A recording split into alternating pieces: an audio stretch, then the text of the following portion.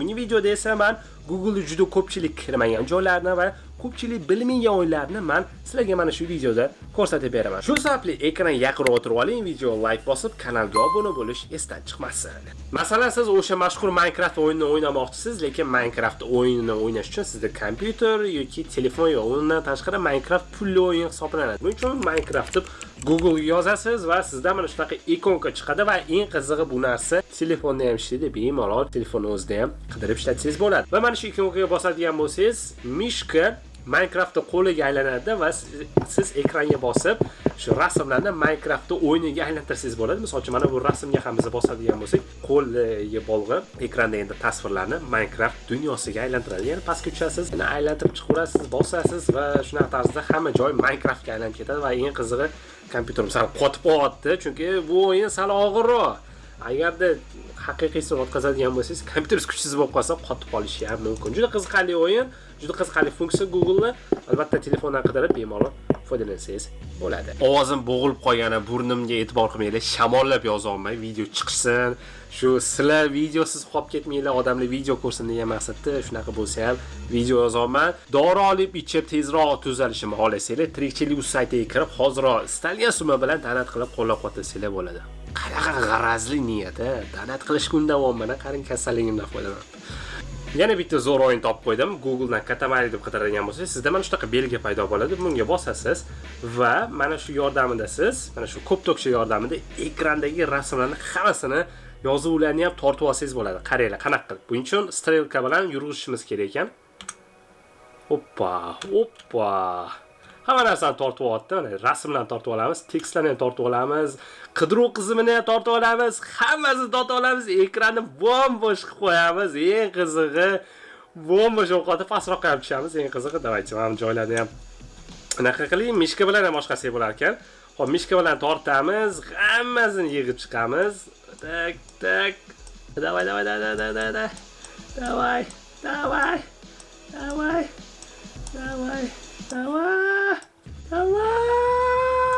Biz magnitga o'xshab hamma joydagi rasmlarni o'zimizga tortib oldik-da, ekranni bo'm-bo'sh qilib qo'ydik. Aytgancha kanalimizni shu paytgacha 96% inson obuna bo'lmasdan turib kuzatayotgan ekan. Shu sababli hozir kanalga obuna bo'ling. Bu kanalimizni tezroq o'sishiga sizdan katta yordam bo'ladi. Agarda asabiylashib turib jahlingiz chiqayotgan bo'lsa, nima qilishni bilmayotgan bo'lsangiz, buning uchun shunchaki Google'dan Latamatina deb qidiradigan bo'lsangiz, har yil 27-avgust kuni bo'ladigan Pomidor festivalini o'yini chiqar ekan, ya'ni qaranglar. Mana bu joyda pomidor ikonkasi bor, to'g'rimi? Shunga bitta bosadigan bo'lsanglar, ekranga pomidor chaplanar ekan va mishkani ham boshqa joyga bosadigan bo'lsanglar,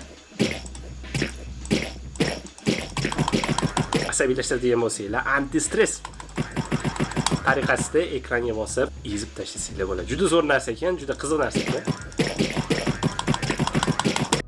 Endi Google'dan drop bir deb qidirib ko'rasiz va bu funksiyani menimcha aniq ko'rmagansiz. Sizda mana shunaqa koalaning ikonkasi chiqadi. Endi koala degan hayvon bor. Mana shu ikonkaga bosamiz.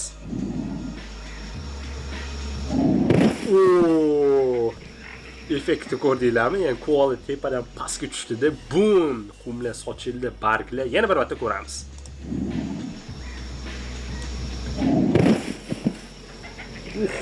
Qoyil. Juda zo'r realistik ishlangan sahifa ekan. Ya'ni bu sahifa o'sha Avstraliya koalasi haqida ekan va mana shunaqa effektcha qo'shib qo'yishgan. Koalaga bosadigan bo'lsangiz, pastdan tepadan pastga koala qulab tushadi. Agarda Google'dan Aurora Borealis deb qidiradigan bo'lsangiz, siz o'sha mashhur Santa Claus, Qorbobo filmlari, multfilmlardagi Shimoliy yog'dusini tomosha qilsangiz bo'lar ekan. Mana bu joyda bitta knopka bor, bosasiz. Va massa qilasiz.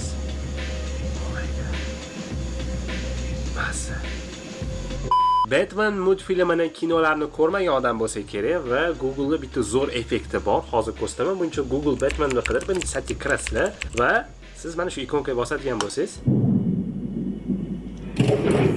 Batmanni ikonkasi chiqar ekan, effekt bilan, eng qizig'i.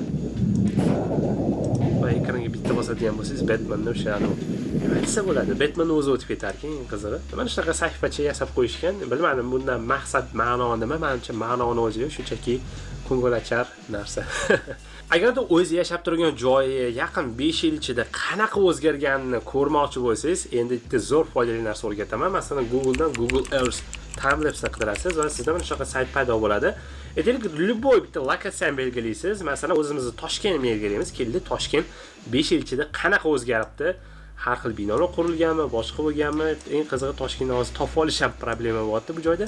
Muammo bo'lyapti, o'zbekcha gapirishga harakat qilyapman. Xullas, Toshkent aeroportining hududini topib oldim. Aytaylik, mana 2000-yildan boshlab to hozirgacha qanaqa o'zgarganligini ko'rsatib beryapti. Qurilishlar, daraxtlar kesilishi, ya'ni daraxtlar ko'payishi, kamayishi, hamma narsa bor ekan. Eng qizig'i, xohlasanglar buni to'xtatib, biron bir yilda to'xtatib, 2013-yilda to'xtatib, kartani yaqinlashtirib tomosha qilsangiz bo'ladi. Aytaylik, mana Dubayga qo'yib ko'raman. Toshkentni ko'rdik, Dubayni ko'ramiz. Misol uchun Dubay 2000-yildan to hozirgacha qanaqa tarzda rivojlanganligini, mana qanaqa qurilishlar bo'lganligini yaxshiroq ko'rsatib beryapti. Endi Toshkentning kartasini ko'rdinglar, sal xiraroq chiqdi, bilmadim.